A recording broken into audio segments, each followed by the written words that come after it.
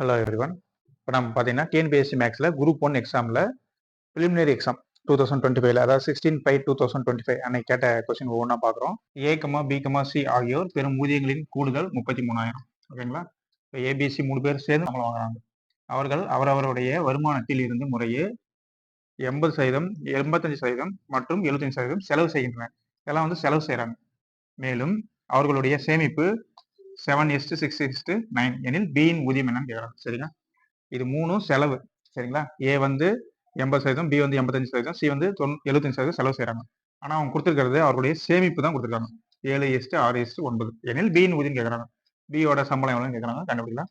இப்போ சேமிப்பு வந்து 80% ஊதியம் பெறாரு. சரிங்களா? அப்ப எவ்வளவு சேமிக்கிறாரு? 20% சேமிக்கிறார். சரிங்களா? அப்போ 20% சேமிக்கிறார். 20% ஆஃப் ஏ. ஓகேங்களா? ஏ வந்து ஏவோட சம்பளத்துல 20% சேமிக்கிறார். ஒரு பிளஸ் ரேஷியோ போட்டுங்க. ரேஷியோ. அடுத்தது பி வந்து எவ்வளவு சேமிக்கிறாரு? 85%. பி வந்து 85%. அப்படின்னா 85% செலவு செய்யறாரு. அப்படின்னா 15% சேமிக்கிறார். அப்போ 15% ஆஃப் பி. இவர் சேமிக்கிறது 15% சேமிக்கிறார். அடுத்தது சி வந்து எவ்வளவு செலவு செய்யறாரு? 75% செலவு செய்யறாரு. அப்ப எவ்வளவு சேமிப்பாரு? 100ல 25% சேமிப்பாரு. அப்போ ரேஷியோ 25% ஆஃப் சி. இதெல்லாம் சேமிக்கிறாங்க. சரிங்களா? இதெல்லாம் செலவு. 100ல இருந்து அதை கழிச்சிடும். இதான் சேமிப்பு. ஈக்குவல் டு என்ன வரும்? என்ன சேமிப்பு? சேமிப்பு தான் கொடுத்துருவாங்க. 769. அப்போ நம்ம என்ன தரோம்? ரேஷியோவில் கொடுத்துருக்காங்க. அப்போ 7x எழுதலாம், ரேஷியோ 6x எழுதலாம், ரேஷியோ 9x அப்படி எழுதலாம். ஓகேங்களா? ரேஷியோன்றதுனால எல்லாத்துலையும் ஒரு எக்ஸ் சேர்த்திக்கிறோம். இப்போ ஒவ்வொன்றா கண்டுபிடிக்கலாம். நம்ம 20% தெரியும் உங்களுக்கு. என்ன பண்ணுறோம்? இப்போ எழுதுங்க. 20% ஆஃப் ஏ ஈக்குவல் டு எவ்வளோ சேமிக்கிறாரு? 7x. ஓகேங்களா? சரி. ஈக்குவல் டு என்னது? 7x எழுதுங்க. சரி. இப்போ 20% தெரியும். 20/100 இன்ட்டு ஏ அப்படி எழுதிங்க. Equal to 7x. ஓகேங்களா? சரி. இப்போ ஒரு ஜீரோ கேன்சல் பண்ணிடலாம். 2 10 இருக்குது. இங்கே ஒரு முறை வரும், இங்கே 5 டைம்ஸ் வரும். சரிங்களா? இப்போ கீழே டிவைட் பை 5 மட்டும் தான் இருக்குது. அப்போ ஏ ஈக்குவல் டு இந்த 5 சைடுன்னு போயிருங்க. 7x இன்ட்டு 5 என்ன வரும்? 35x. இப்போ ஏவோட எவ்வளோ? 35x. ஓகேங்களா? சரி. அடுத்தது பிக்கு வரும். பி என்னது? 15% ஆஃப் பி, அதாவது 15/100. பியோட சம்பளத்துல 15% வந்து சேமிக்கிறாரு. சரி. ஈக்குவல் டு எவ்வளோ? 6x. ஓகேங்களா? சரி. இப்போ கேன்சல் பண்ணுங்க. என்ன வரும்? 3 × 5 15. 5 கேன்சல் பண்ணுறோம். 2 5 10 0. சரிங்களா? அப்போ 3யும் 6யும் கேன்சல் பண்ணலாம். 1 டைம் வரும், இங்கே 2 டைம்ஸ் வரும். 2x மட்டும் தான் இங்கே இருக்குது. இந்த 20 இங்கே வந்துடும். அப்போ b ஈக்குவல் டு 20 இங்கே வச்சுன்னா என்ன வரும்?